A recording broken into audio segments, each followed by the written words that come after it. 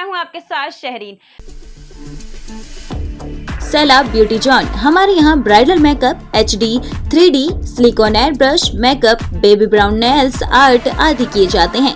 Hair chemical smoothening, remoulding, keratin जैसे botox भी सभी केमिकल वर्क हेयर स्पेशलिस्ट द्वारा किए जाते हैं। सभी तरह के कलर, ग्लोबल हाईलाइट और air lock nails home service के लिए 5000 तक की सर्विस कराना कंपलसरी है। नॉर्मल फेशियल से एडवांस फेशियल तक सभी सुविधाएं उपलब्ध हैं। देश में नशाखोरी का धंधा जोरों पर है। भले ही सरकार लाख दावे करती हो, समय समय पर नशे के खिलाफ अभियान चलाती हो, मगर नशाखोरी का धंधा दिन ब दिन बढ़ता ही जा रहा है। आखिर किसकी जय पर चलता है ये नशाखोरी का गोरख धंधा? क्यों ना इस नशाखोरी के खिलाफ और सख्त कानून बनाए जाएं, जिस देश में नशाखोरी का नामो निशान मिट जाए। क्या कहते हैं बुलंदशहर के लोग नशाखोरी को लेकर, देखें इस खास खबर में। देश में नशा खोरी का गोरख धंधा जोरों पर है। जी हाँ, हम बात करेंगे देश में नशाखोरी की, तो मैं जनपद बुलंदशहर की बात करूंगा। जनपद बुलंदशहर में हर गली, हर चौराहे पर इस वक्त नशाखोरी का धंधा जोरों पर चल रहा है। यहाँ तक कि मासूम बच्चे, 10-12 साल के उम्र के बच्चे भी नशे के शिकार हो चुके हैं। कहीं स्मैक का नशा चलता है, तो कहीं ड्रग्स का, कहीं गांजे का, तो कहीं अफीम का।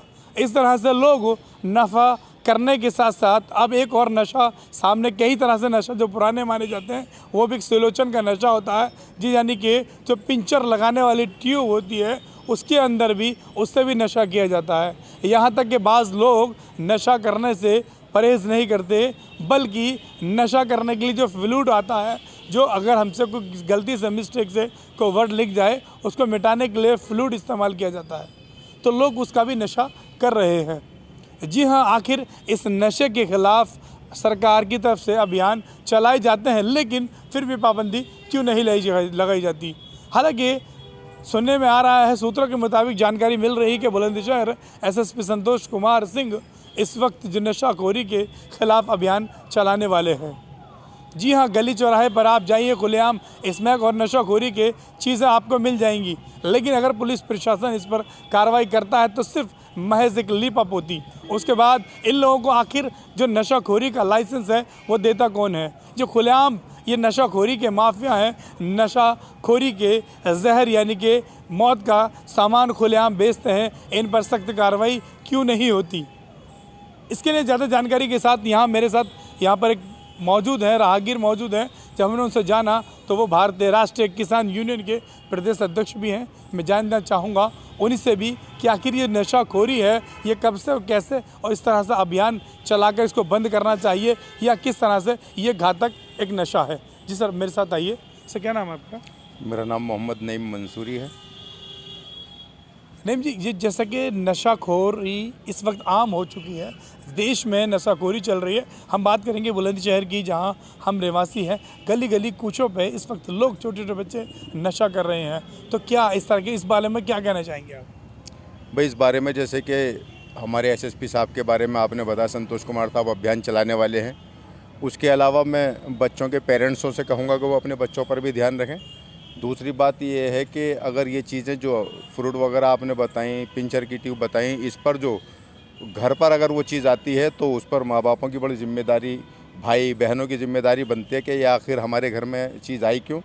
और उसके साथ साथ सरकार की भी जिम्मेदारी बनती है कि किसी नाबालिग बच्चे को वो सामान न दिया जाए जिसका वो मिसयूज़ कर सके। मेरे साथ साथ एक और राहगीर भी है, या इनसे भी जानेंगे।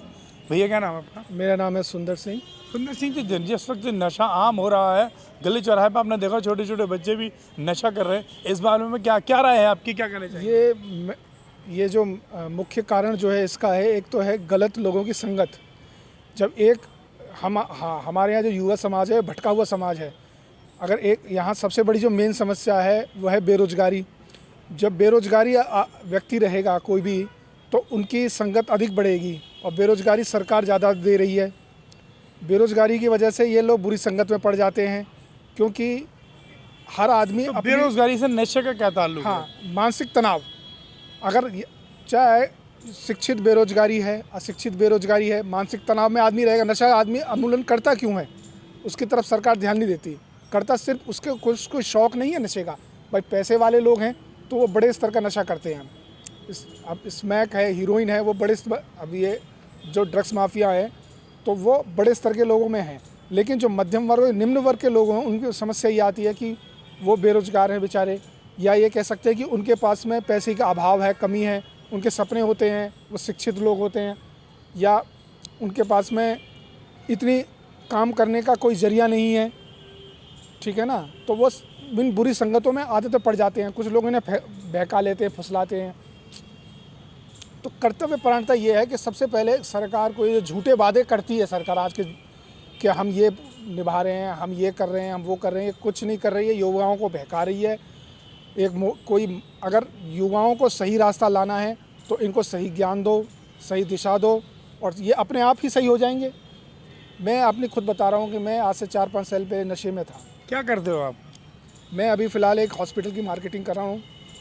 तो 4 साल के बाद मैंने ये देखा कि मैं काफ़ी तनाव में आ गया था, मानसिक तनाव, डिप्रेशन में भी था। किस चीज़ का नशा करते थे आप? मैं ये सिगरेट, अमूमन जो छोटी चीज़ होती है, गुटखा वगैरह, जैसे मेरे दांत चले गए, तंबाकू, इस तरह का नशा करता था मैं। लेकिन मुझे रियलाइज़ हुआ कि मैं गलत रास्ते पे ज़्यादा जा रहा हूँ। तो धीरे धीरे मैं अपनी इन आदतों से निकलता चला गया। और सबसे मेन चीज़, जब आदमी व्यस्त रहेगा, जब किसी काम में मसरूफ़ रहेगा, चाहे मुझे कोई भी काम मिल जाए, अभी मैं साधारण से साधारण काम भी मैं करने के लिए तैयार हूँ। मैं सिक्किम मणिपाल यूनिवर्सिटी से MBA होल्ड किया हुआ मैंने मार्केटिंग फाइनेंस में।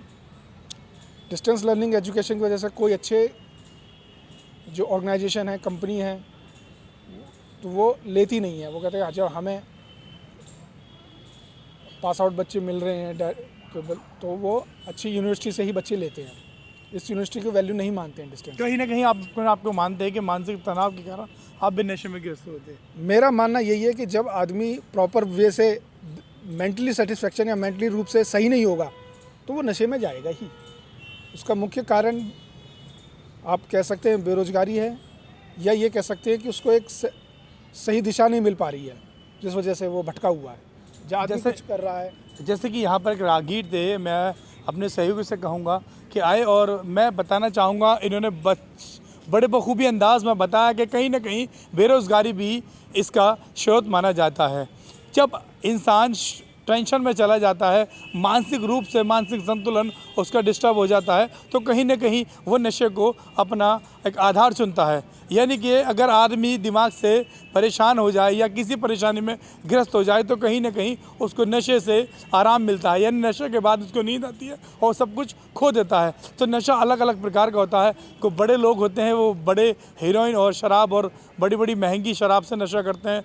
मध्य वर्ग वाले जो लोग हैं वो स्मैक खुलेआम मिल जाती है, चौराहे पर स्मैक बिकती है, अफीम बेची जाती है, गांजा बेचा जाता है, खुलेआम उसका नशा कर रहे हैं लोग, फ्लूट का नशा कर रहे हैं। लेकिन हाँ, इसके बाद एक ख़ास बात ये भी है कि आखिर सरकार ने जो गुटखा, तंबाकू और बीड़ी सिगरेट पर खुलेआम लिखा होता है कि ये हानिकारक हैं, कैंसर और जान भी जा सकती है, लेकिन उसके बावजूद भी लोग नशा करते हैं।